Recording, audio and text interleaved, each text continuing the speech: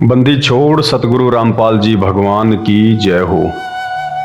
सत्साई भाई और बहनों, यदि आप परम पूज्य परमेश्वर सतगुरु रामपाल जी भगवान से नाम दीक्षा प्राप्त हैं, आप उनके शिष्य या शिष्या हैं, और यदि आप अकाल मौत मरने के शौकीन हैं, यदि आप सड़क दुर्घटना में अकाल मौत मरने के शौकीन हैं, आपको पीड़ादायी और कष्टदायी मौत चाहिए, तो एक सीधा सा सरल सा तरीका है।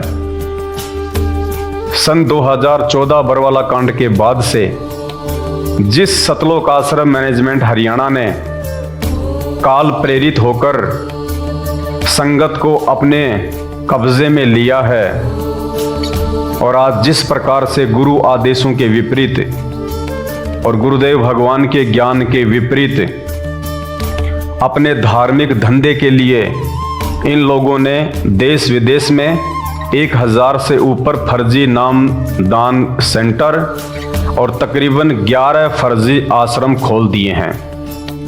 यदि आप अकाल मौत मरने के शौकीन हैं, तो आप इन आश्रमों में आते रहिए, जाते रहिए, इनके धार्मिक धंधे का हिस्सा बने रहिए। और यदि आप चाहते हैं कि हमें अकाल मौत नहीं चाहिए, हमारे ऊपर या हमारे परिवार के ऊपर किसी भी तरह का कोई संकट ना आए, गुरुदेव भगवान का आशीर्वाद, उनका प्यार भरा पंजा सदैव आपके और आपके परिवार के ऊपर बना रहे, ज्ञान आधार से आप भक्ति मार्ग में आगे बढ़ते रहें, तो निश्चित तौर पे आपने साध संगति को ज्वाइन करना पड़ेगा। एक छोटी सी और बहुत बड़ी भी दुखद सूचना, सतलोक आश्रम धनाना, जो सतगुरु रामपाल जी भगवान के परिवार की मनमानियों के चलते, गुरु को मानुष मानने के चलते, धर्म को धार्मिक धंधे में लेते हुए 47 एकड़ जमीन में जो निर्माण कार्य चल रहा है, आज से 3 दिन पहले 3 युवा भक्तों की ट्रैक्टर के नीचे दबकर उस आश्रम में दर्दनाक अकाल मौत हुई है। और अभी 2 दिन पहले उसी आश्रम से सेवा करके लौटे एक भगत की, जो यूपी के शाजापुर से है, सड़क दुर्घटना में अकाल मौत हो गई। पीछे से गाड़ी ने उसको जबरदस्त टक्कर मारी, उसकी अकाल मौत हुई। इससे पहले तो हजारों की संख्या में अकाल मौत हो चुकी हैं। जब से बरवाला कांड हुआ है 2014, उसके बाद से हिसार तारीखों पे जाते जाते इन फर्जी आश्रमों में जो मनमुखी कार्यक्रम होते हैं, जून के महीने में एक कागज की फोटो को भगवान मान के उसका प्रगट दिवस मनाना, गरीबदास जी का बोध दिवस मनाना, पाठ के नाम पे संगत को मूर्ख बनाना, रैली धरने और प्रदर्शनों के नाम पे संगत की मर्यादाएं खंडित करवाना, रक्तदान दे दान के नाम पे अपने धार्मिक धंधे के लिए, आश्रमों को बनाए रखने के लिए, ट्रस्ट चलाने के लिए संगत को गुमराह करना। यह कोई सामान्य बात नहीं है। जिन 3 भक्तों की 3 दिन पहले अकाल मौत धनाना आश्रम में हुई है। आश्रम एक मंदिर होता है, और मंदिर भी किसी ब्रह्मा विष्णु महेश का नहीं, किसी देवी देवता का नहीं, किसी सामान्य साधु संत महात्मा का नहीं। यदि ये धनाना आश्रम परम पूज्य सतगुरु रामपाल जी भगवान के आशीर्वाद से, उनके आदेश से बन रहा होता, तो 3 युवा भक्तों की अकाल मौत तो बहुत दूर की बात है। उस आश्रम में चींटी को भी नुकसान नहीं हो सकता। आश्रम को हम मंदिर कहते हैं, और मंदिर हम सब जानते हैं एक ऐसी पवित्र जगह होती है जहाँ पे भगवान विराजमान होते हैं। तभी तो लाखों लोगों की भीड़ वहाँ पे जाती है, उनकी श्रद्धा होती है, उनकी आस्था होती है। उनकी भावना होती है।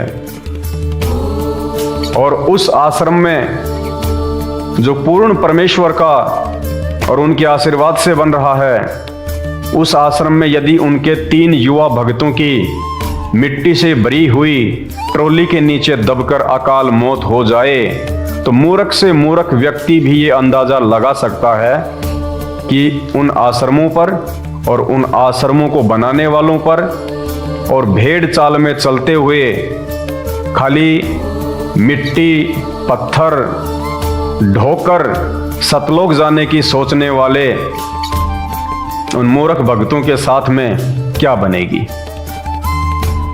तो बड़ी दुखद घटना थी ये। परमपिता परमेश्वर सतगुरु रामपाल जी भगवान की छवि को खराब करती हैं ऐसी घटनाएं, क्योंकि ये अध्यात्म है, बहुत सूक्ष्म है और उस परमेश्वर का काल के साथ एक एग्रीमेंट है, एक वचन है। दुनिया तो इन सब बातों से अनजान है। जब तक लोग सृष्टि रचना से परिचित नहीं होंगे तब तक वे वास्तविक अध्यात्म को नहीं समझ पाएंगे। लेकिन कम से कम मेरे वो भगत भाई बहन जो सृष्टि रचना सुन चुके हैं, संत रामपाल जी को अपना गुरु धारण कर चुके हैं, कम से कम वो तो आंखें खोलो। 18 नवंबर 2014 बरवाला कांड के बाद से ये हम सभी भगत भाई बहनों की ज्ञान आधार से परीक्षा चल रही है। यानी 2014 बरवाला कांड के बाद से गुरुदेव भगवान ने संगत को फ्री छोड़ दिया है, ज्ञान देकर, समाधान देकर, जड़ी बूटी देकर कि भैया अब अपना बचाव इस काल से और काल के संकटों से स्वयं ही करो। मेरे पास जो जड़ी बूटी थी, जो ज्ञान था, जो समाधान था, जो भक्ति थी, वो मैंने आपको दे दी। यदि मैं कल को सतलोक चला जाऊंगा, उसके बाद भी क्या तुम मेरे इस शरीर के भरोसे रहोगे, मेरे आदेशों के भरोसे रहोगे? तुम मार खा जाओगे। तो परमात्मा एक रिहर्सल देख रहा है, आप और हम भक्तों की रहनी करनी को देख रहा है, हमारे ज्ञान आधार को देख रहा है कि मेरे सतलोक जाने के बाद और इतना ज्ञान सुनने के बावजूद भी ये भगत आत्माएं देखा देखी में भेड़ चाल में चलेंगी, एक दूसरे के कहने पे चलेंगी, आंखों पे काली पट्टी बांध के चलेंगी, या फिर कुछ मेरे इस अनमोल तत्व ज्ञान को भी आधार बनाएंगी। ये रिहर्सल हो रही है और इस परीक्षा में लाखों की संख्या में भगत भाई बहनों के विकेट गिरते जा रहे हैं। केवल गुरुदेव भगवान के परिवार की चंद कोऑर्डिनेटरों की गुलामी करके वो सोच रहे हैं कि हमें तो सहज में सतलोक मिल जाएगा। तो थोड़ा सा हमने विचार करना पड़ेगा। ये सामान्य घटना नहीं है, ये घटना हमारे को सोचने पे विवश करती है, मजबूर करती है। समर्थ परमात्मा धरती पे है, ये कोई सामान्य जगत गुरु नहीं है, ये कोई फर्जी जगत गुरु नहीं है, ये पूर्ण परमेश्वर है स्वयं। और इस परमेश्वर के मंदिर में, इसके आश्रम में यदि इनका आदेश हो और उसके बाद यदि 3 भक्तों की अकाल मौत होती है तो ये सोचने का विषय है। कहीं न कहीं उस परमेश्वर की मर्यादाओं को तोड़ के ये कर्म किए जा रहे हैं। तो आप भाई बहनों ने विचार करना पड़ेगा। आज का वीडियो बहुत ज्यादा महत्वपूर्ण है। यदि आज आपने इस वीडियो को निष्पक्ष होकर धैर्यपूर्वक पूरा देखा, निश्चित तौर पे आपकी आंखें खुलने वाली हैं। आप जिंदगी में कभी किसी के भरोसे आध्यात्मिक मार्ग में नहीं रहेंगे सिवाय अपने गुरुदेव भगवान के। हमें आवश्यकता ही नहीं पड़ेगी किसी और की, ना भगत की, ना गुरुदेव के परिवार की, ना कोऑर्डिनेटरों की। ज्ञान भगवान का, नाम भगवान का, मर्यादा गुरुदेव की, सत्संग गुरुदेव के, काम धंधा आप अपनी मेहनत से करते हैं। हमें किसी दूसरे की आवश्यकता ही क्या है। आत्मा और परमात्मा के बीच में ये एजेंट खड़े करने की आवश्यकता नहीं होनी चाहिए।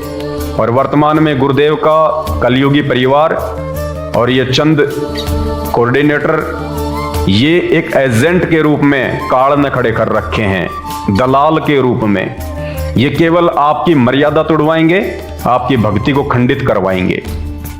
सूक्ष्म खेल है। हम सबको पता है इस ब्रह्मांड में 2 ही मुख्य शक्तियां हैं, एक दयाल और एक काल।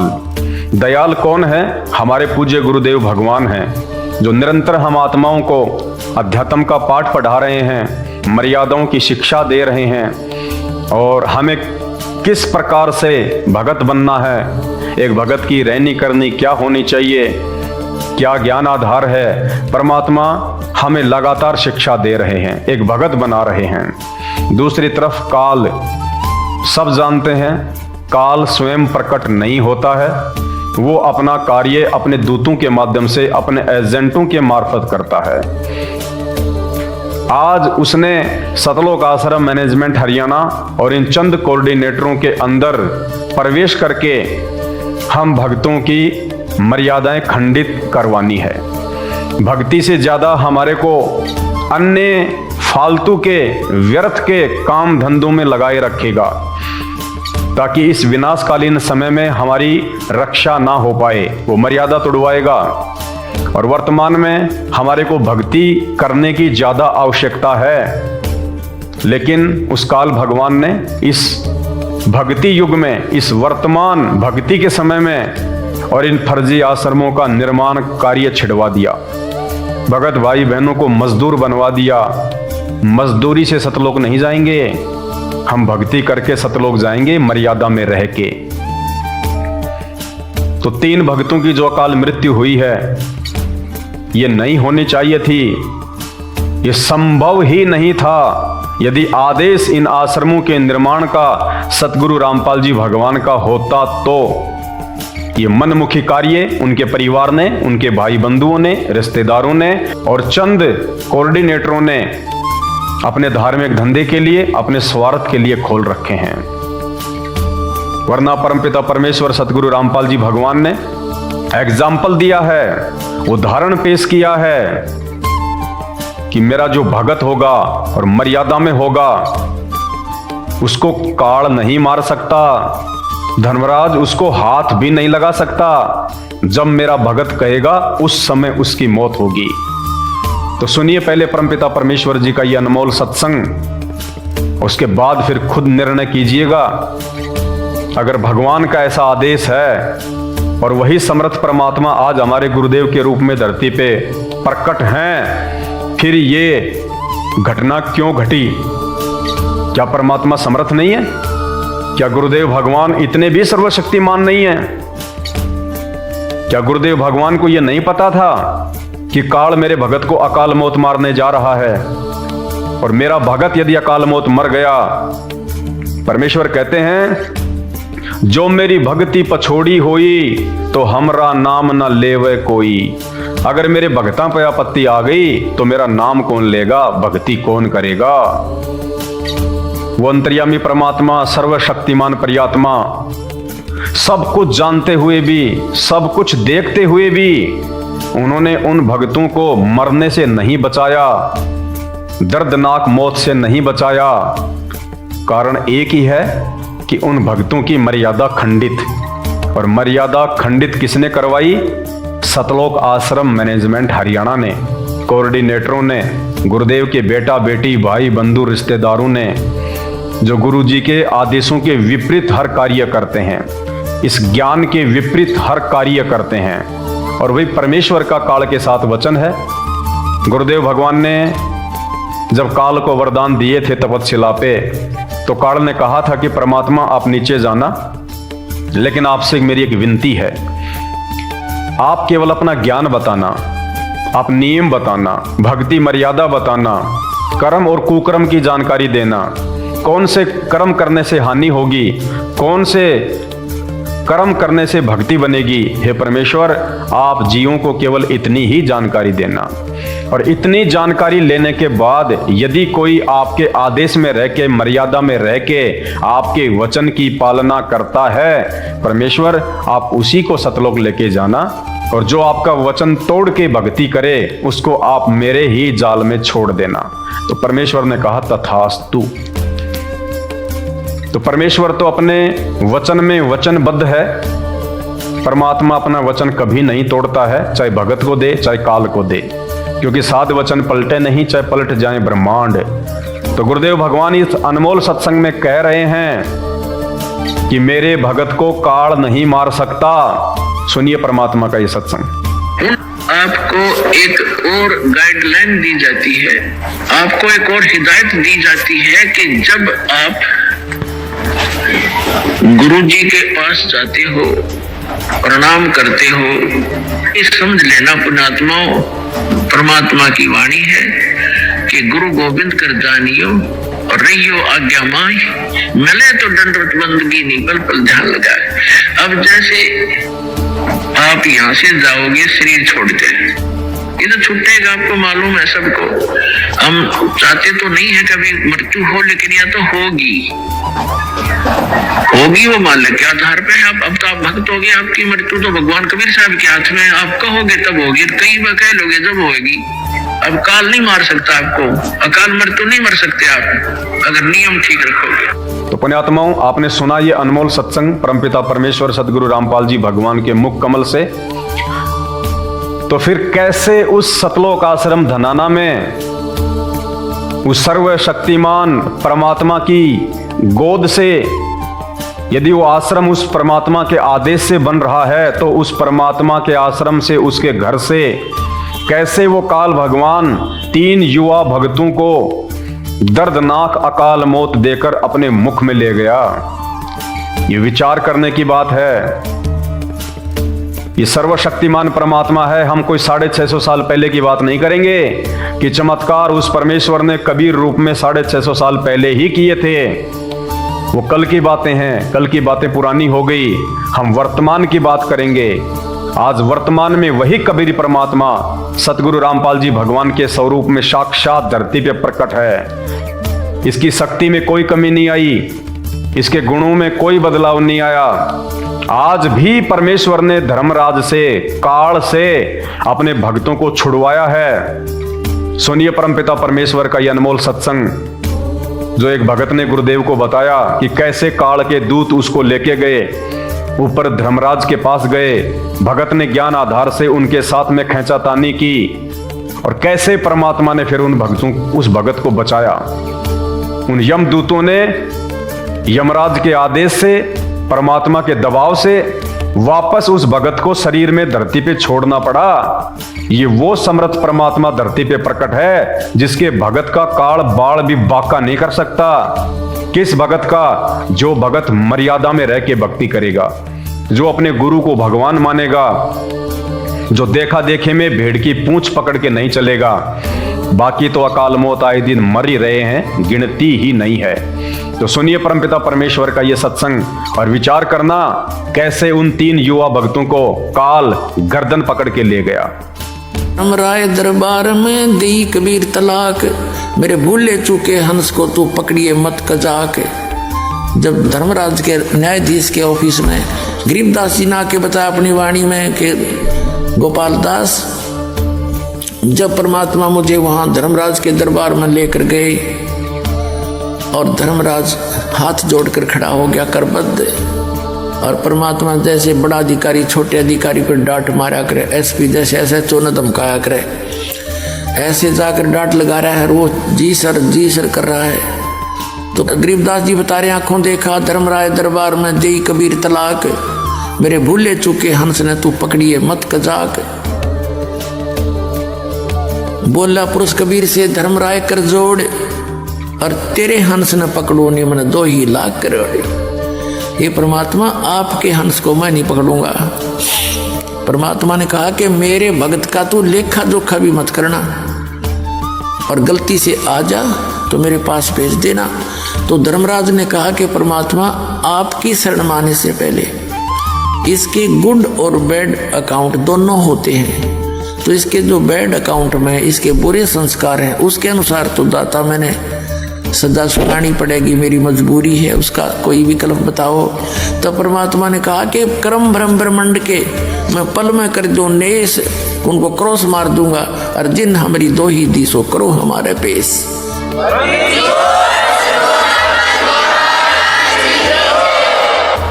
कि जिसने मेरा नाम ले रखा है और मेरा जिक्र कर दिया, मैं तो कबीर साहब का भगत हूँ, परमात्मा का शिष्य हूँ, उनका भगत हूँ, तो खबरदार उसका अकाउंट नहीं लेना, हमारे पेश कर देना। तो पुण्यात्मा एक भगत बता रहा था, रात्रि के समय मैंने सपना आया और दो आए इसी बूढ़ी बूढ़ी शक्ल के और पकड़ कर मेरी बाँह, चल तेरा टाइम हो लिया, पूरा टाइम हो गया तेरा समय, मुझे ले गए ऊपर। मैंने उनसे रास्ते में पूछा, जब थोड़ी सी दूर रह लिया वो जहाँ वो मुझे ले जाना चाह रहे थे, मैंने पूछा भाई कौन हो तुम, कहाँ ले जा रहे हो मुझे? कि हम हैं यम के दूत और पहले ले जाओगे तेरे धर्मराज के दरबार में और फिर जैसा आदेश होगा फिर हम तेरे को वहाँ छोड़ देंगे। ने बोला यम के दूत और महाराज थारा के मेड़ भाई, तुम तो मुझे ले जा नहीं सकते, तो तुम्हें पता है मैं कबीर साहब का भगत हूँ, ऐसे नाम ले रखा है मैंने, मैं कबीर परमात्मा का बच्चा हूँ, तुम नहीं ले जा सकते मुझे। वो बोला चाल चाल सीधा था ना, तो न घट देंगे। तो बोला मैं गुट्टम गुट्टान के साथ छुटान लग गया, वो छोड़ने के ऊपर दोनों खूब खुचम खुचा हो गया हम तीनों जने। तो वो तगड़े थे, मेरा भी कई मार के मुझे खड़ा कर दिया। तो वो फिर डर गई इस बात, तब इतना कॉन्फिडेंस से जब कह रहा है कि गड़बड़ हो जा, थारे दूध चूक लागी हो। एक न कहने लगा तो उसके पास खड़ा रहा, मैं पहले अंदर जाके वेरीफाई कराया हूँ। तो उसने जाके कहता मैंने न सोने दूर थे, वो तो मालिक की लीला थी, अंदर बतलाते। उसने कहा जी ऐसे ऐसे एक व्यक्ति लाए हैं जो आपका आदेश था। वो तो यूँ कहे मैं कबीर साहब का भगत हूँ, तो मुझे ले जा नहीं सकते। ये बात कर दे उसने फट दे, वो फाइल खोल ली उसकी। ने बोला निकम्मे यू नहीं है, वो दूसरा ऐसे नाम का, और पटको इस नंबर आओगे मुन्ने भी।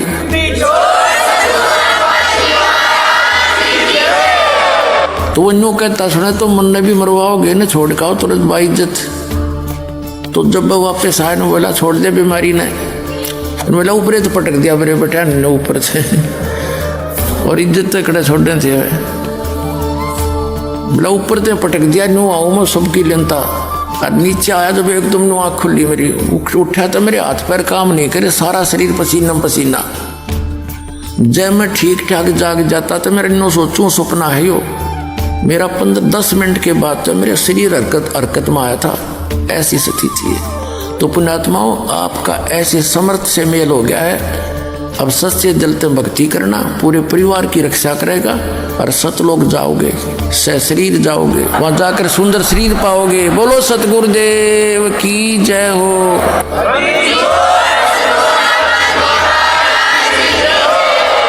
तो सुना आपने गुरुदेव भगवान का ये सत्संग, विचार आपने ही करना पड़ेगा। ये परीक्षा का समय है, और जब परीक्षा का समय होता है तो टीचर का यदि खुद का बेटा या बेटी भी अगर बैठे हों एग्जाम देने के लिए, अगर वो कुछ सही या गलत लिख रहे हैं, टीचर उनकी भी हेल्प नहीं करता है। उनको भी नहीं बताता कि बेटा तू भारत की राजधानी नई दिल्ली की जगह तू बंबई क्यों लिख रहा है, क्योंकि वो उसकी परीक्षा का समय है। तो वर्तमान में गुरुदेव भगवान आपकी हेल्प करेंगे, आप अपने दिलो दिमाग से निकाल देना ये बात है। आप सोचो हम तो इन आश्रमों में ये तगारियां डाल डाल के, मजदूरी कर करके, मिट्टी ढो ढो के और परमात्मा के दिल में जगह बना लेंगे, सतलोक में रिजर्वेशन करवा लेंगे। ये तुम्हारा सपना है, गलत फहमी है। डॉक्टर आपका इलाज कर देता है, ऑपरेशन कर देता है, और उसके बाद डॉक्टर आपको कुछ मेडिसिन देता है समय पे खाने के लिए, आपको कुछ परहेज बताता है रखने के लिए। अब यदि कोई कहे कि अरे छोड़ो ये दवाइयाँ, छोड़ो ये मेडिसिन, काहे के परहेज, डॉक्टर साहब मेरे मामा जी हैं, कोई कहे मेरा फूफा जी है, मुझे क्या दवाई खाने की जरूरत है, मैं तो फूफा जी के शाम को पैरों में तेल की मालिश कर दूंगा, मेरा रोग कट जाएगा। जिंदगी में रोग नहीं कटेगा उस डॉक्टर के पैरों की मालिश करने से, या उस डॉक्टर की पत्नी, बेटा, बेटी, भाई, बंधुओं की पैरों की मालिश करने से आपका रोग जिंदगी में नहीं कटेगा। उस डॉक्टर के द्वारा दी गई दवाई और परहेज को निभाने से रोग कटेगा। तो इसी प्रकार अध्यात्म के डॉक्टर सतगुरु रामपाल जी भगवान है। आप और हमारे को जन्म मरण का रोग है, और ये रोग काटने के लिए गुरुदेव भगवान ने हमारे को मेडिसिन के रूप में 3 समय की आरती, मंत्र जाप दे दिए हैं, और परहेज के लिए परमात्मा ने नियम बता दिए, मर्यादा बता दी। अब चाहे तुम कितना ही उन परहेजों को तोड़कर, मेडिसिन को समय पे और सही विधि से ना लेकर तुम कितना ही इन आश्रमों में सीमेंट के कट्टे अपने सिर पे रख रख के ऊपर पहुंचा दो, कितनी ही तुम ईंटें पकड़ाओ, कितनी ही तुम मिट्टी ढो, तुम्हारा बचाव नहीं होने वाला। और ये जीता जागता प्रमाण है कि आज से 3 दिन पहले उस आश्रम में सेवा करते करते, अरे जो भगत आश्रम में सेवा कर रहा है वो तो गुरुदेव को समर्पित होगा ना, उसके बावजूद भी उसकी अकाल मौत होती है। और परमेश्वर सत्संग में कह रहे हैं कि अगर मेरे भक्तों की भी अगर जगत वालों की तरह अकाल मौत होगी तो क्या फायदा फिर ये भक्ति करने का, फिर कोई अंतर ही नहीं रह जाएगा जगत में और भगत में, जगत की मौत में और भगत की मौत में।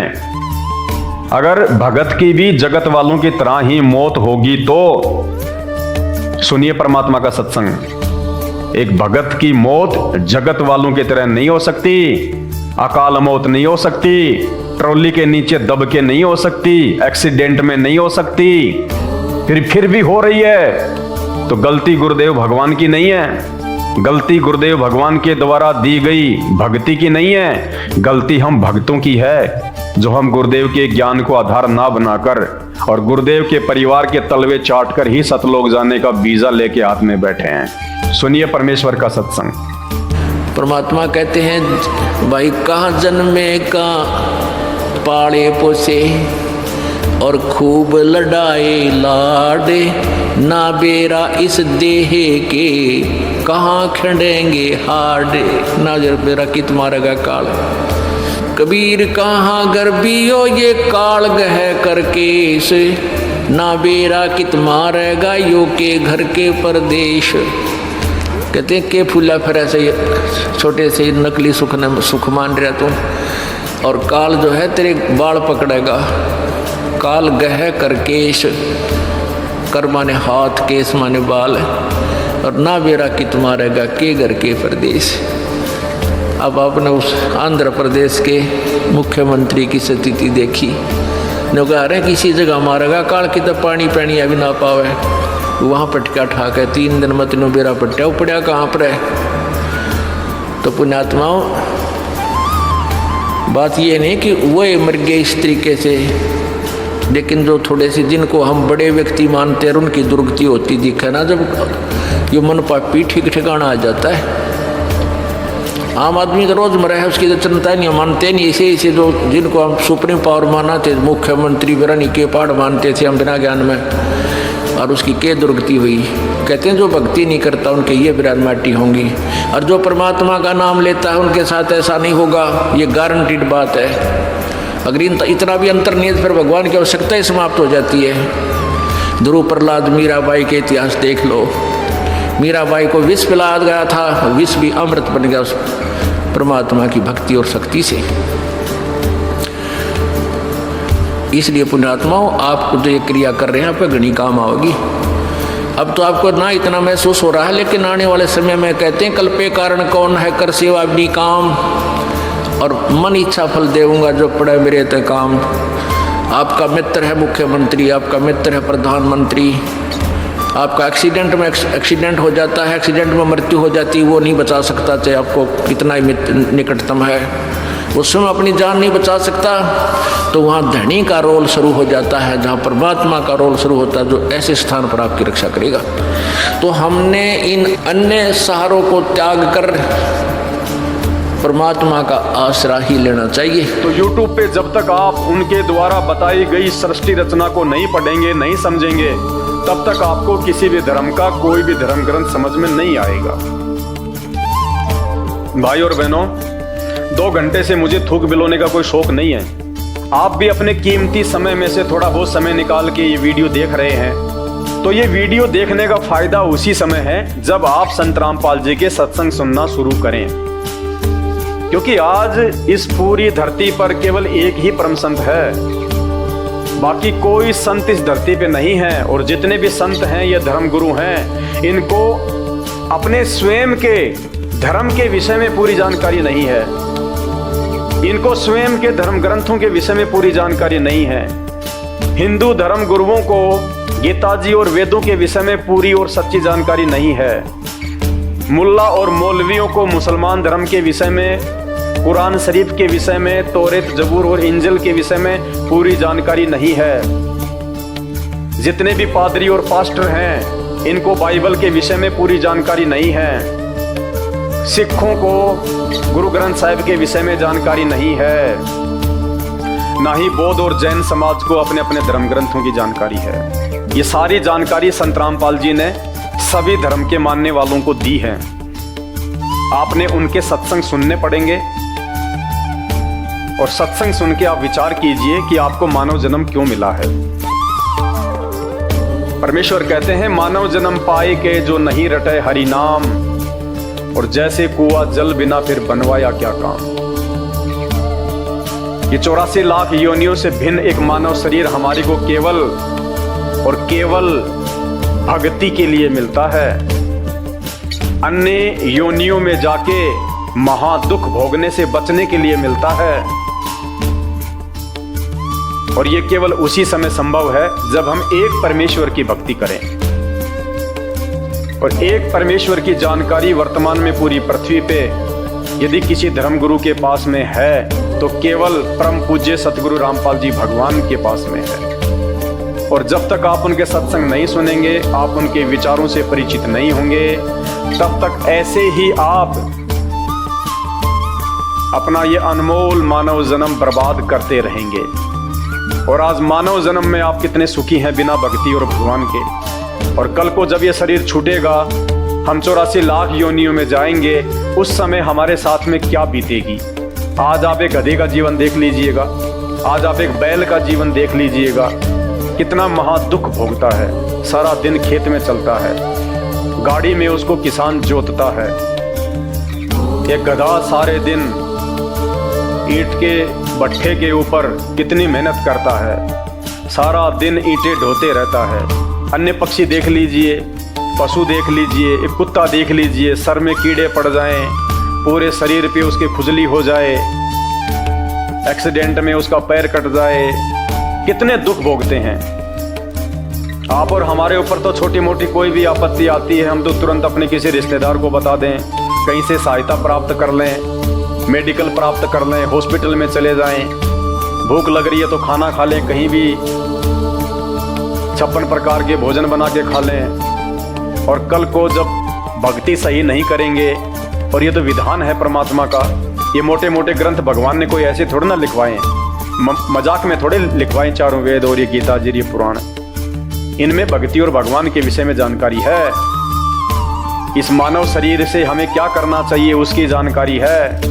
और यदि हमने वो कार्य नहीं किया, संत रामपाल जी की शरण में आके एकमात्र पूरे विश्व में उस तत्वदर्शी संत की शरण प्राप्त करके यदि हमने एक परमात्मा की भक्ति नहीं की, तो अगला जन्म 84 लाख योनियों का। फिर हमें ना कोई सत्संग के विषय में बताएगा, ना कोई समझाएगा, ना हम समझने के लायक रहेंगे। कहते माता पिता मिल जाएंगे लख 84 माही, सतगुरु की सेवा और भक्ति ये फेर मिलन की नाही। आज अनजाने में लोग कहते हैं माता पिता ही हमारे गुरु हैं, माता पिता ही हमारे गुरु हैं। बहुत अच्छी बात है, वो भी गुरु हैं, उन्होंने भी आपको जीवन जीना सिखाया है, बचपन में आपको शिक्षाएं दी हैं। लेकिन बिना आध्यात्मिक गुरु के वो माता पिता भी मरने के बाद 84 लाख योनियों में जाएंगे, और आप भी 84 लाख योनियों में जाएंगे। वहाँ पे ना आपको माँ बचाएगी, ना आपको वो पिता बचाएगा। तो ये परमपिता परमात्मा इस धरती पे प्रकट है, सबका पिता है, सबकी माँ है। ये हमें सत्य आध्यात्मिक ज्ञान देके 84 लाख योनियों से भी बचाएंगे। और इस शरीर में रहते सहते यदि हमारे ऊपर कोई संकट आना होगा, कोई परेशानी या कोई दुख आना होगा, हमारे कोई प्रारब्ध का, हमारे कोई पूर्व जन्मों के कुकर्मों का, उसको भी संत रामपाल जी अपनी भक्ति से काटने में समर्थ हैं। आपके ऊपर वो कष्ट नहीं आने देंगे यदि आप उनके मर्यादा में रह के भक्ति करेंगे। तो मेरी केवल आपसे विनती है, आपसे प्रार्थना है, मैं आपको केवल समझा ही सकता हूँ, बता ही सकता हूँ, जानकारी ही दे सकता हूँ। बाकी प्यास आपको होनी चाहिए, भूख आपको होनी चाहिए, तभी आप उस चीज़ को प्राप्त जो है वो कर पाएंगे। तो आज के वीडियो में केवल इतना ही। आगे फिर परमपिता परमेश्वर के आशीर्वाद से आप सभी भाई बहनों के मार्गदर्शन के लिए वीडियो आते रहेंगे। अभी तक यदि आपने हमारे Facebook page Pawan Das is live को फॉलो नहीं किया है तो आप जी फॉलो करें, वीडियो को शेयर करें ताकि यह जानकारी अन्य भगत भाई बहनों तक भी पहुंचे जो अभी उन अज्ञानी और नकली धर्मगुरुओं के चक्कर में अपने मानव जीवन को बर्बाद कर रहे हैं। बंदी छोड़ सतगुरु रामपाल जी भगवान की जय हो।